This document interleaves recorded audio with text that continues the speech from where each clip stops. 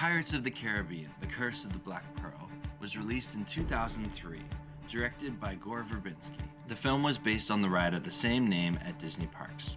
Viewers are introduced to Captain Jack Sparrow, played by Johnny Depp, and blacksmith Will Turner, played by Orlando Bloom, as they strive to rescue the kidnapped Elizabeth Swann, played by Keira Knightley, from the cursed crew of the Black Pearl, captained by Hector Barbosa, played by Jeffrey Rush. This film was the first PG-13 film under the Walt Disney Pictures banner. With low expectations upon release, the film proved haters wrong, grossing over $650 million worldwide, making it the fourth highest grossing film of 2003. Receiving positive reviews from critics and crowds alike, the film was praised for the character performances, action scenes, writing, and score. Hello, and welcome to Are You a Fan of That? The show on YouTube that takes a look into fandom and from movies, sports, whatever. So if this is the type of thing that interests you, please like, comment, and subscribe, all that jazz. If you have an idea for a future episode, please comment below. But without further ado, today we are talking about Pirates of the Caribbean: The Curse of the Black Pearl. And we have none other than superfan Nathan Johns. And Nathan, welcome to the show. Here he is, ready to talk about the best movie made in cinematic history. Cinematic history, that's a lot of history. But there's a few years, it's, from my understanding. Give or take. But we are talking about Pirates of the Caribbean: Curse of the Black Pearl. A little bit of context for our viewers. We wanted to start this show. I wasn't sure what movie to pick. I talked to Nathan, asked him what's his favorite movie, and within less than a second and a half, he responded on a social media messaging platform. So just for context purposes, when I am by my nature a horrible communicator, when Zach messages me, I try to ignore it for as long as I can, hours at a time. When he asked me that question, I had to respond quickly. So I don't even have to think about it. Pirates of the Caribbean, first Pirates, my favorite movie. Now, Nathan, I'm not gonna lie. When you initially said that, I was like, okay, like that's a good movie. I don't know about it's not just good film of all time, but I went and I rewatched it with my dad, and man, this movie holds up. It does, absolutely. Yeah, there's no question about it. So like why is it my favorite movie? I'm just gonna get into it. I'm not gonna wait for the host to ask me questions. I'm just gonna tell you why. There's a lot of movies that are limited by the genre that it's in, right? So you have like a romance movie, or you have an action movie, or you have a horror movie, or whatever. You have these limitations on these movies. Pirates of the Caribbean: The Curse of the Black Pearl. It's not limited by a genre. It includes all that stuff. It's got romance. It's got elements of horror. It's got action in it. It's got everything that you could want, and that's why I think I keep coming back to it. I've rewatched this movie more than any other movie just because it contains all those elements in it. It's amazing, no question. Now, when did you see it in theaters when it first came out in 2003? Yeah, I did. Yeah, I was. I don't remember what grade I was in. I was in high school of some grade, 2003. That's really when it came out. Yeah. That's upsetting to hear that. Yeah, so I did see it in theaters, yes. I remember I actually went with my youth group to go see it for the first time. And then a couple people couldn't come, so then the next time they were going, I was like, yeah, I'll just see it again. But I think I ended up seeing it in theaters 3 or 4 times. Wow, okay, that's cool. Yeah, it's pretty impressive. Yeah. Not sad at all. No. Wow, so you're one of the reasons why it was such a box office success. Well, that's the thing. Disney actually had to call me and said, Nate, are you seeing it again? And I was like, yeah, I'll see it again. And they're like, okay. Why not? Yeah. Okay. But then we can make some sequels and other things. Okay. Wow. So you're the reason why we have 5 and a 6th one coming on the way here. Yeah. So I have to apologize for most of the sequels, but the first one was great. We're talking about the Curse of the Black Pearl today. We're not worried about the sequels. I am curious though. How much do you know about the production of this movie? None. I know very little outside of what I've experienced from actually watching the film. I feel like doing research into some of the background things kind of sullies it a little bit. It takes away from the mystique. So I haven't looked too much into that sort of thing. Okay, well, I hope you don't enlighten me. I'm gonna take away some of that mystique from you, but How could you? It's been so many years of my happiness. But well, personally, it actually added to the mystique for me. Okay, let's hear some of it. So as we all know, it's based off of a ride at Disneyland and Disney World, Pirates of the Caribbean. Yeah. In name. And there's a poster of it right back there on my wall. Probably can't see it. I totally can't see it because of your super attractive lights. Sorry, continue. Yes. Sorry. Disney attraction. Yeah, so it started as a ride at Disney World and got made into a movie. Writing for it started in about 1991 and went through several rewrites until finally it got a product. And there was actually a debate within Disney if it should be a direct-to-video movie or if they should even release it to theaters. But when it went so far over budget, they had to put it to theaters. And probably the most interesting thing I found about the pre-production is the building of sets. And so all of the pirate ships in Pirates of the Caribbean are actually one of two things. They're either a barge that has the ship kind of built on top of it, or they're a small model that's in a wave pool with a green screen behind it. Oh, yeah, that's pretty cool. Cool. Yeah. So they debated to release it straight to video, even with the big names attached to it. Like Johnny Depp, even in this time in 2003, was a huge star. So they lured him in without the promise of major blockbuster theatrical release and everything like that. Well, to my understanding, it wasn't like Depp hadn't committed to the role yet, and it wasn't it hadn't settled on the cast yet. It was still in their I see. So they were debating this. But then obviously when the big names kind of came into this, that's a good segue to our next point. Is you see some of the names that turned down Jack Sparrow? Yeah. So you sent me a list of that, and I looked, and I couldn't help but laugh. I mean, what role is so highly indoctrinated into the actor who plays them than Jack Sparrow? I couldn't imagine anybody else. I mean, obviously you have like the Terminator with Arnold Schwarzenegger, but I can't think of any other role that it's like I couldn't imagine anybody else playing it. You said Jim Carrey was one of them. Jim Carrey was actually in line to get the role. I can't believe that. He was filming Bruce Almighty, and he had already committed that, so he couldn't do it. I just the line when Jack Sparrow's knocked unconscious and the Commodore goes, "This will be the day where you remember that we caught Jack Sparrow," or whatever he says. I just imagine Jim Carrey flopping on the deck and saying, "Alrighty then." Yeah. Like they'd be the absolute worst casting choice. I don't think we could get as many pirate movies as we've gotten with Carrey as Jack. I mean, he's a good actor. It's just it wouldn't fit the role. But who are some of the other ones? You said Hugh Jackman was one. Hugh Jackman was considered for the role. That would be. I think that would be a little more serious of a. Yeah. He's so intense, right? Yeah. Yeah. They're Matthew McConaughey. All right. I couldn't see that. I like at all. Just like, well, that's interesting. Like, that was him. I for a second I'm like, that's Matthew McConaughey I'm talking to.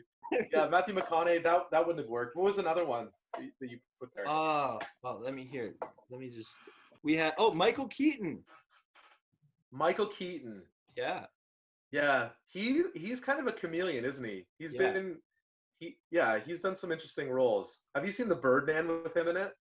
It's bizarre. No. Well, yeah, he is. He's a very good actor. I don't know. I don't know if he has the that mystical element that Johnny Depp has. Like, it's really hard to picture anyone else playing Jack Sparrow because of just how well Johnny Depp did.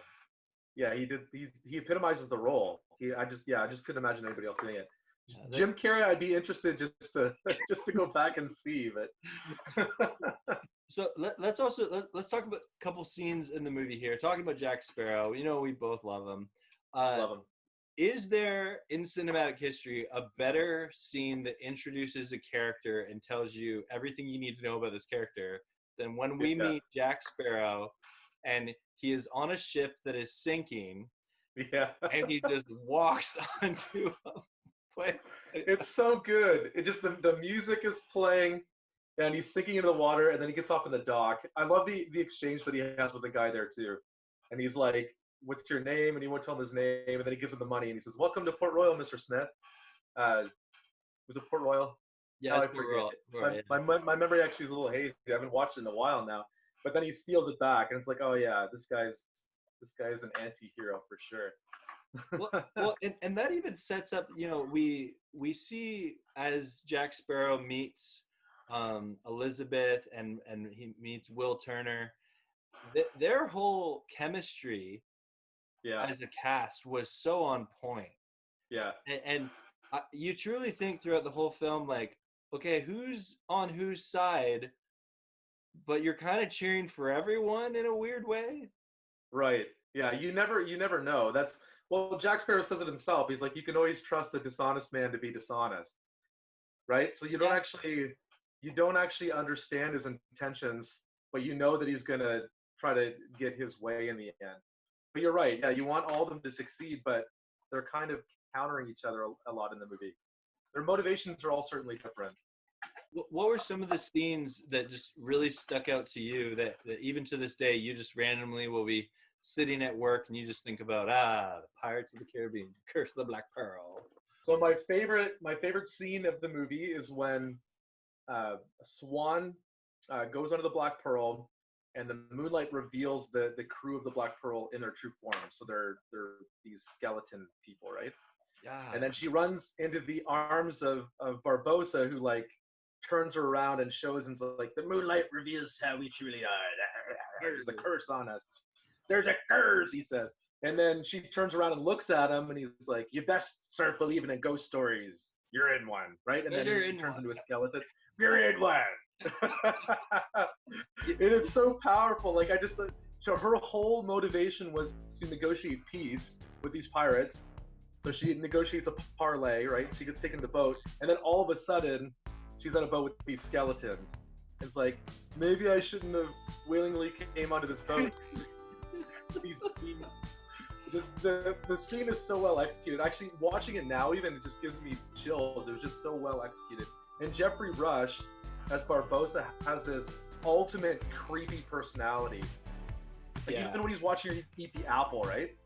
And then he's like, have another one, eat it, and enjoy it. It's like, the apple. The apple. The apple. Arr, the apple. Arr, the apple. But it's so creepy, and then he's staring at her eating, and it's like, what's this guy's deal? And it's like, oh, because he's not sustained by the food that he eats. It's very fascinating. There's just the psychology behind it. He's obsessed with watching her enjoy it. So there's a lot of different scenes in that movie that I like, but that's the one that stands out in my mind is like my favorite scene. I think for me, one of my favorite scenes, and I think it can often go unnoticed, is the actual introduction between Will Turner and Jack Sparrow. And that whole choreographed fights, like the sword fighting like choreography throughout this whole movie is insane. So good. And if you ever watch the special features of the DVD that was on back in the day, you're like, the actors spent hours just choreographing these fights. But that one in particular was just so phenomenal when you see, Will Turner trying to have, prove that he knows how to use a sword, and Jack Sparrow is like impressed, but in the end he pulls a gun, and Will's like, "You cheated!" Like, Pirates. Pirate. Pirates. And then his drunken sword master, Will's master, beats him in the back of the head, and he's like, "Just doing my civic duty." Yeah. So he's the hero in all of it because he catches the pirate. Oh, it's so funny. No, you're right. The choreography is unreal. It's so good. Is that how you say that word? choreography. Choreography. Go with it. I am not that good at vocabulary. I don't know why I'm the host of one of these shows. Okay, who would you say? One of my favorite things when I rewatch this movie is appreciating the support cast. Who would you say really stuck out to you? There were so many standouts throughout this movie, but who really, just stole the show from a supporting role? So, in my opinion, the governor, played by Jonathan Pryce, was amazing. Just his kind of neurotic personality as governor, but then he's really motivated by protecting his daughter, and he acted, or he performed that role phenomenally well. Just even like I think of the two British kind of guards, kind of like your they were charming. Like obviously you've never been to Singapore. Yeah. The classic line. Yeah. They're trying to stop him from getting on the boat. Yeah, they're in every movie after that too. And they rise in the ranks of the British military. It seems like. That's really the pirate movie we want to see. Is what's the backstory behind those two guys? Their rise to power. Their rise to power when they became Commodore themselves. Yeah. But they had to do it together. I think that's something I really love is, the British Army in this movie. It's so important. Like you go into that final battle and you clearly have the British Army who's against the pirates and Jack, but Jack somehow is on their side, but also the side of, the pirates, but then also his own self-interest. And then in the end, he does help out Will and Elizabeth. And it's I think it just blows my mind how the movie has just this constant flow throughout it. Right. Yeah, for sure. And you're always guessing, right? And I think the motivation of Jack Sparrow is what the driving plot piece there. Because like you said, you have the motivations of the British Army who are trying to wipe out piracy. You have the pirates who are trying to seek their mortality back. Then you have Will Turner trying to make amends with his dad, or like trying to find out where he comes from. And then Elizabeth is in love with Will, and then Jack's like, who knows, right? The driving plot is like I understand all these motivations, but I have no idea where Jack Sparrow stands. That's the fascinating part of it, I think. Well, and even at the end of the movie, you don't necessarily know. And I'm not exactly sure. I'll have to look further into this, but I don't think it was guaranteed to get a sequel when it hit. Oh, really? No, I don't think they had signed. Like, obviously, when it did well at the box office, the sequels, and they rolled them out. I was really impressed with just, how you create a character like Jack Sparrow from a ride and put him into a movie like this. And his character wasn't in the ride originally. No, so, really? So if you look at the history of the ride, so it started at Disneyland, right? So Disneyland is where the attraction started. And when the ride idea was proposed to Disney, originally it was supposed to be like a walkthrough with like wax figures, and you were supposed to encounter the exhibit, the history of piracy, by walking through it. And then the idea of the boat and everything came in. But I'm a huge Disney fan. Anybody that knows me knows that. And one of the endearing qualities of the movie, obviously, is my nostalgia from riding the ride as a kid. But Jack Sparrow in no form existed in the original ride before the movies came out. Interesting. So, I did not know that, huh? Yeah, he wasn't in it.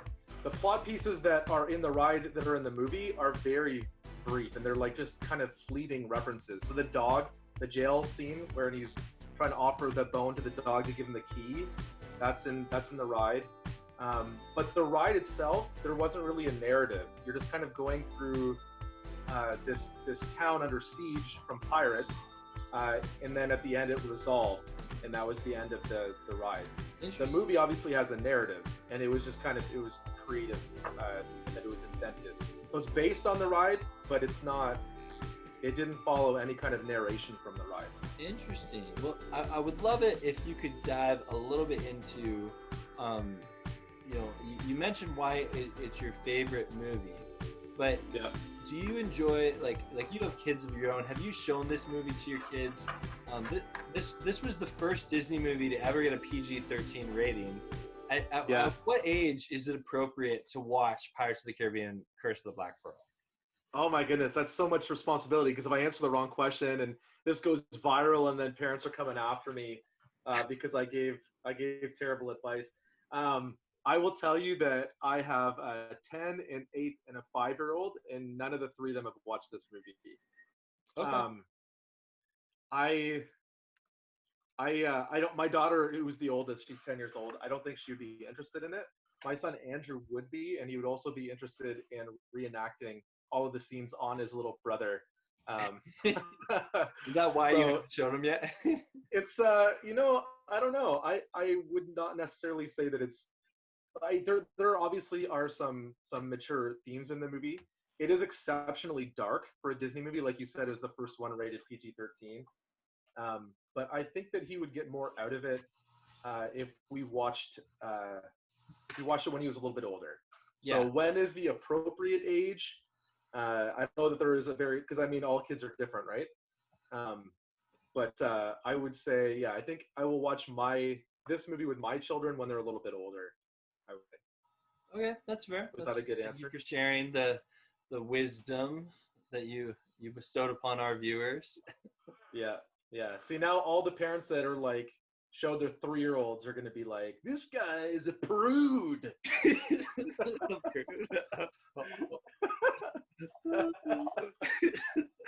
One other thing I really want to touch on here is the fan reaction to this movie, because a lot of people forget today that when this movie came out, like, it was the it movie. If you hadn't seen it, like, you were not cool. And I remember everybody started talking like pirates at on the playground, and it was cool to be a pirate. I think for a season it was maybe cooler to be a pirate than a Jedi. Ooh, yeah, controversial statement, but yeah, that it was endearing, right? I think the whole concept of taking something that historically has been feared and vilified and making it kind of romanticized and accessible. Yeah, I think that was a powerful thing that Disney did. And I don't think any other company could have successfully done that, because here you have Jack Sparrow, who in every consideration should be a villain. Like, he's kind of a dirtbag, really, right? But he's so lovable. So that transition between what pirates were considered historically, like in older movies, like if you watch Treasure Island and even the Disney representations of pirates, so negative, right? But I just think that you're right. I think 2003, that magical year, I think it was a pretty cool thing to be a pirate. Well, and even pirate movies weren't necessarily a new genre. They used to be quite common, as you said, with Treasure Island and things like that. But I think it was kind of a dead genre for a while until Disney decided to lift the curse, so to speak. Ooh. Oh, they get to pay you for that soundbite. Yeah, I agree. Well, I think I might be corrected on this, but I think that most representations of pirates were pretty negative until this came around. But I mean, you could argue too that most of the pirates, they're still like Barbossa's crew. They're all slimy and grotesque. But the example of Jack Sparrow, anyways, being this anti-hero, I think was a pretty new concept, and one that kids certainly attach themselves to. Because if you ask kids, like, is he a good guy or a bad guy, they're going to say he's a good guy, even though his motives might suggest otherwise. Yeah, I guess you'd rather have your son mimic the behaviors of Obi-Wan Kenobi than you would Jack Sparrow. Yeah, that's a good way to put it, right? Because you get a character whose motivations are for the good of everybody. It's so interesting that we view Jack Sparrow as a heroic figure. That could be a whole discussion on itself. You could poll people and say, who thinks he's a hero or not, and I'm sure you get a lot of diverse answers. We've talked about Jack Sparrow and so many other characters. we got to touch on the relationship between Will Turner and Elizabeth Swann. Yeah. It's charming. It's charming, yeah. Yeah. Yeah. I remember when I first watched the movies being so uncomfortable with it because I, like every other teenager who watched it, probably was just in love with Keira Knightley because she's beautiful. And I remember being so angry at Orlando Bloom's character. I'm like, what has he got that I don't got? And it's true, and I still think of that to this day. I'm like laying in bed. I'm like, what's Orlando Bloom got that I don't got? Yeah, that relationship is funny. Because even if you consider it historically, being the daughter of the governor and then a common worker, that relationship was never feasible. And it was only through several acts of true heroism that he actually proved himself. And I think that, I don't remember how the other movies play out exactly because I admittedly haven't watched them as much, but I think it took the Commodore to actually die for Will to even be considered as a potential suitor for Elizabeth. But that's getting off track, I guess. Well, you gotta love a forbidden love story, right? You know. You do. You have to love it.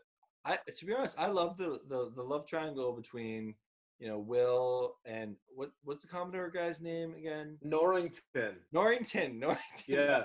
Yeah. And Elizabeth, it's quite a unique, you know, love triangle in the sense of Norrington, by all accounts, is a good man. Right. Yeah, but you hate him though. You know, like it's wild because he truly is the heroic figure, right? He's handsome and he's dashing and he's a good fighter and all this, but you hate the guy and you're cheering against him. It's wild. It takes the profiles and it flips them. Because even do you remember the scene on the island when she burns the rum and then Jack Sparrow goes, "There will be no living with her after this." You're like, well, I hope that they get together now. You know? I hope that their relationship works out, and you're cheering for him. And so then that triangle became a square. Yeah, it's wild, but it always comes back to Jack Sparrow, right? But yeah, the whole time it's like Norrington. Yeah, you're not good enough for Swan. But Jack Sparrow or Will Turner both were good enough, I guess. Even though they're, and in the end, Will accepting his role as a pirate is what was able for him to find love with Elizabeth. Because that's their common ground. It's because Elizabeth was not attracted to the stuffy British gentleman. She wanted a bad boy. So really what I'm getting is we all need to be pirates to find true love. Is that the lesson we take from this movie? The more gnarled up and like if you pluck an eye out and start talking all grizzled, I think love will come quick. Barg!